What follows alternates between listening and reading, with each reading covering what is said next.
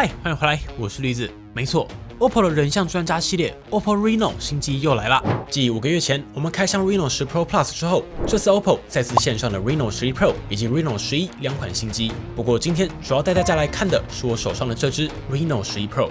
主要的亮点包括搭载了表现不错的联发科天玑8200处理器，这颗的效能放在中阶来说也算是次旗舰的存在了，好过高通的778G、7 Gen 1或是天玑7050、AK1080这些处理器一大截的存在了。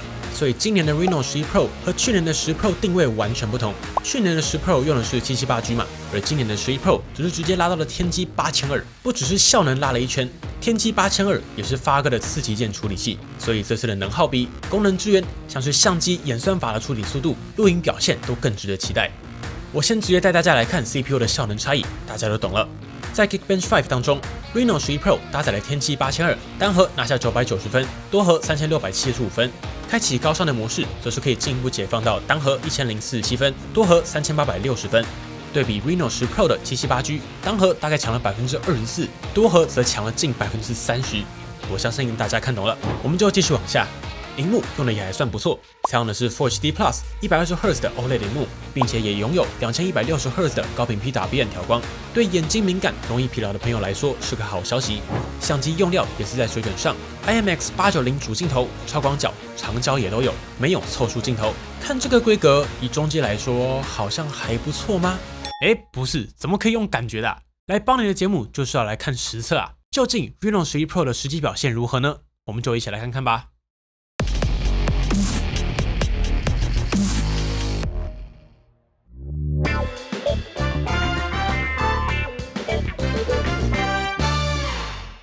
首先，我们来看 Reno 11 Pro 上面的一大重点，就是相机体验。Reno 11 Pro 在主镜头上，同样采用了 1.56分之1寸 Sony IMX890的感光元件，支援 OIS 光学防手震。接着是一颗800万画素的超广角，以及大家熟悉的这颗3200万 Sony IMX790 2倍光学长焦。可惜的是，依旧没有 OIS 加持。不过受益于这次用上的是天玑8200，定位相对更高的处理器。若有把天玑调校好的话，在演算法上也略有优势。等一下也来看对比上一代 Reno 10 Pro 是否提升。除此之外，在换上天玑8200之后 ，Reno 11 Pro 在相机的体验上也好了许多。我就来说说我自己觉得最有感的进化，那就是这次在 4K 录影之下的防手震明显好多了。上一代的 Reno 10 Pro 应该也是受到 ISP 算力的限制，在 1080P 之下是有 AIS 防手震演算法支援的。但是切到 4K 的时候，你就会发现画面突然变广 ，EIS 直接关闭了。而 Reno 11 Pro 这边则是受益于天玑8200的算力提升，这次在 4K 之下，终于也可以启动 EIS 电池防手震。这边也直接提供一组防手震的对比给大家参考，就很清楚。稳定性提升蛮大的。不过小可惜的是 ，Reno 11 Pro 在 4K 录影之下，依旧只支援主镜头 4K 30一种规格，超广角和长焦必须在 1080P 30之下才能启动。接下来，我们也提供 Reno 11 Pro 的样张让大家参考。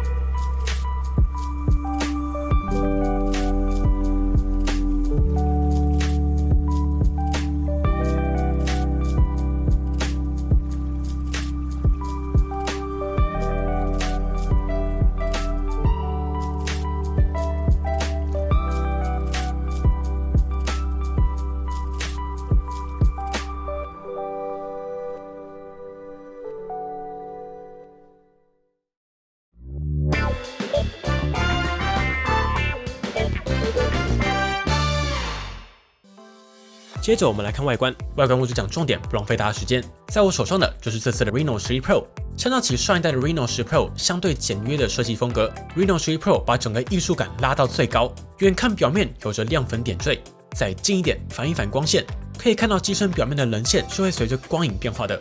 再拉近一点来看，则可以发现机身上多了许多不规则的刻纹设计，并且这个后盖的表面是有触感处理的。你远看它的时候会以为是光滑的平面，但实际上你稍微用指甲摸，就会发现它是有细纹处理的，所以摸起来有着雾面剥离更加滑顺，不容易沾指纹的特性。但同时也加强了阻力，比较不容易手滑，并且这次的设计风格也延续到了镜头区块。OPPO 很大胆的采用了双圈的银白亮色处理，与即将登场的 Find X7 系列有着异曲同工之妙，并且银色的相机模组是真的很亮啊。但我必须说，这个设计的确是让镜头区块跟机身更加统一，没错。但黑色的镜头模组也变得更加明显了。A few moments later， 我看懂了，是想帮相机加上敬礼的表情符号，凸显这次相机会遵从你的吩咐，拍出美照。好了，不闹，这个设计你觉得如何呢？底下留言说说你的看法吧。而如果你觉得白色镜头区域会比较明显的朋友，这次也有灰色版本，整体的视觉会更加统一，并且在细节处理上也足够细腻。在手感体验上，直接给大家数据，只有181克 6.7 寸的手机，181克又是曲面设计加曲面背盖的双曲面设计，一来是正面的边框在视觉上更窄，看起来更满版，二来是这个手感真的不用我说，双曲面又只有181克，手感以大手机来说是非常非常不错。而在机身配置上，所有按键都在右侧，卡槽则在机身底部，采用双面双 SIM 的设计，没有 microSD， 也没有 3.5mm。但是 OPPO 还是保留了顶部的红外线模组，可以直接遥控家里的电视、开冷气等等，算一个加分项。不过在震动上，则和 Reno 10 Pro 相同，维持钻石马达而非线性马达。壳装上还是比较诚意的，提供了包括在110伏之下，最大可以达到80瓦的充电组，一个透明壳让你展现美背。屏幕表面也贴好了塑胶保护贴，打开来就有基本的防护，可以直接使用。说回来，这次开机后预载的 App 还是偏多，但还好都可以手动解除安装。顺便再跟大家介绍一次，这个右上角的小区块就是 OPPO 的小资料夹，不用像一般的资料夹要点开才能开 App， 小资料夹直接点就能开。但我还是想提个建议，这个小资料夹的边框是不是可以跟 App 图标的宽度对齐，这样视觉上感觉也会比较和谐。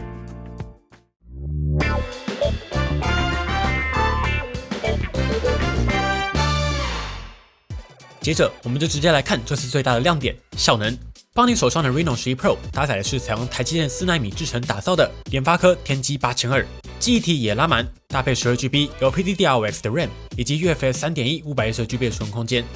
这就是为什么我会说这款机器就是等看开价了。如果能维持跟上一代 Pro 相近，甚至更低的价格，那搭配上这个规格就真的不错。嘿，这是来自未来的驴子。结果在这支影片上线的时候，开价已经出来了。官方正式售价17990元，不错哦，意思就是售价维持跟上一代 Reno 10 Pro 相同，但是效能拉了一圈，容量也从256直接升级到了512GB，就是大家很喜欢用的那个词，加量不加价。好，我要把节目还给驴子了。接着就废话不多说，直接进到实测。首先来聊 CPU 效能，我们来测 Geekbench 5，跟 Reno 10 Pro 的差异我们前面看过了，我就不展开来讲。不过天玑8200的表现大约落在哪里呢？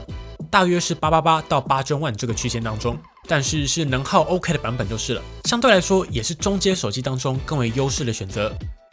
接着看 3D Mark Wildlife Extreme，Reno 11 Pro 拿下1732分，相当起 Reno 10 Pro 的689分，也是领先一大截，提升来到了 2.5 倍。相对表现则是落在略高于888，但低于 Google Tensor G3 和 H1 的位置。但大家别忘了，这是一颗中高阶定位的处理器啊，8200的表现的确算是不错。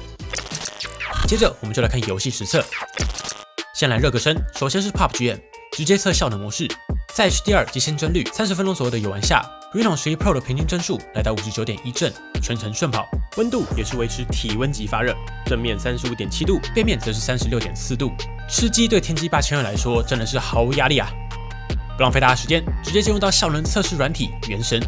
我们这次一样测的是原神 Loading 最重要的图之一——原神须弥，连续30分钟。在最高画质连续30分钟的游玩下，我们先测均衡模式，平均37.5帧。这时候正反面接近40度，整体调教偏向保守。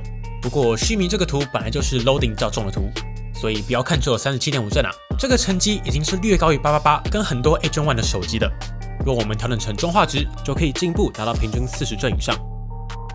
这颗处理器的效能表现还是很有水准的，真的是比一票 778G、天玑7050都强了一大圈。以下也提供 3D Mark 2轮的压力测试结果让大家参考。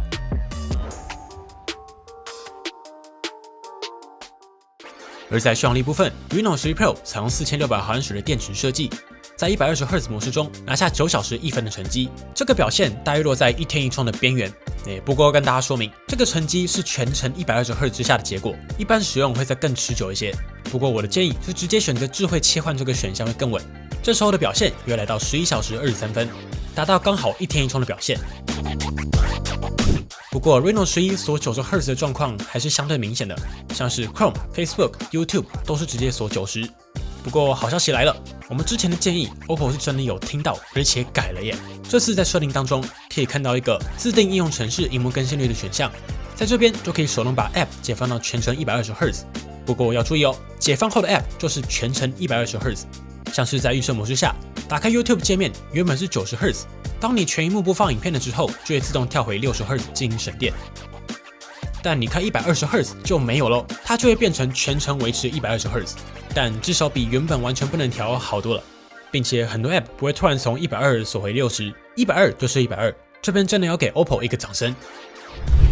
接着我们就进入到 OPPO 最擅长的充电表现 ，Reno 11 Pro 支援了80瓦的快充，在邦联的充电测试中 ，Reno 11 Pro 15分钟就可以充满70%，真的是起床上个厕所、刷牙洗个脸就超过70%了。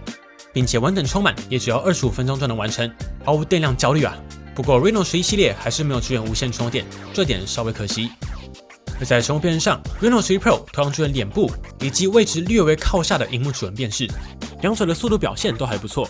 OPPO 的生物辨识体验依旧是比较让人放心的。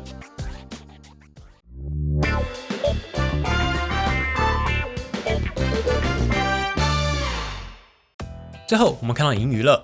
这次在 Reno 11 Pro 上面 ，OPPO 同样采用6.7寸 Full HD Plus 120赫兹的 OLED 荧幕，并且支援2160赫兹的高频 PWM 调光。对于眼睛敏感、容易疲劳的朋友来说，会是个好消息，并且不能只看官方标示嘛，透过我们的仪器直接测量，没错，的确可以达到2160赫兹左右的 PWM。接着来测荧幕亮度，经过我们实测 ，Reno 11 Pro 这块荧幕在全白最大亮度下可以达到820尼特，符合官方标示。也跟上一代的10 Pro 差不多，而在10%的显示面积下 ，Reno 11 Pro 的峰值亮度可以达到突破900尼特的表现，大概就是中阶价位带目前的主流表现，并没有特别惊喜。而在显色表现上 ，OPPO 提供了生动、自然、戏院、鲜艳4档选择，我们这边全部的显示模式都测了，直接讲重点。如果你追求的是色准，那就在自然和戏院两种模式下选择。自然模式对应的就是 sRGB 显示模式，这时候色域范围就被限制在 sRGB 之下，达到 98.97% 的色域覆盖。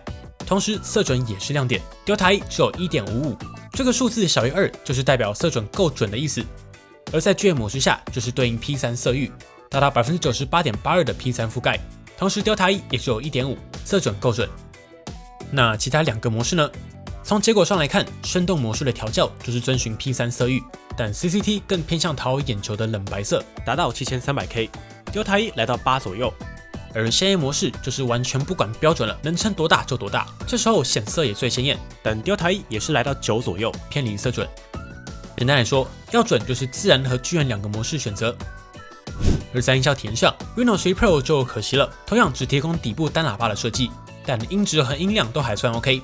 以下我们也提供一组外放的对比实测供大家参考。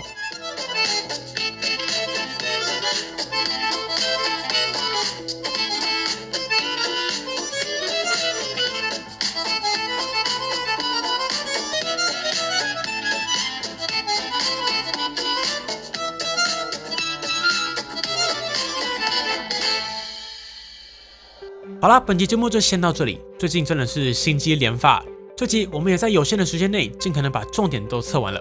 结论讲重点的话，这次 Reno 11 Pro 的整体体验都上来了，不只是效能用上了天玑8000拉了一把之外，也受益于更好的处理器、相机体验、系统流畅性，并且更加完整的 ColorOS 14，都让 Reno 11 Pro 的体验相比起上一代有大幅提升。但如果要说下一代我们有什么期待，我自己应该会把票投给第一，把防水加进 Reno， 大家平常用手机也会更安心。第二，我应该会把票投给线性马达或是无线充电啊。最后是这个指纹辨识的位置可以再略微往上移，会更加顺手。然后萤幕亮度可以再拉到破1000尼特。800虽然是户外够用，但破千在大太阳下也会更加从容。我好像偷渡了不止3个鸡蛋啊，应该不会太担心吧？好啦，本节的节目就先到这边。如果还有任何问题，都欢迎底下留言。最后，节目制作不易，欢迎透过加入频道会员或是超级感谢按钮的方式，直接赞助我们，完成更多有参考价值的实测节目。我是驴子，那我们就下支影片再见喽。如果喜欢本期的节目，不要忘记订阅邦尼，并且打开小铃铛，及时收到我们最新的评测通知。当然，你也可以在 Facebook 邦尼 AA 小助理、Instagram 以及 Line@ 找到我们。如果还有其他问题，别忘了底下留言。那我们就下期影片再见喽。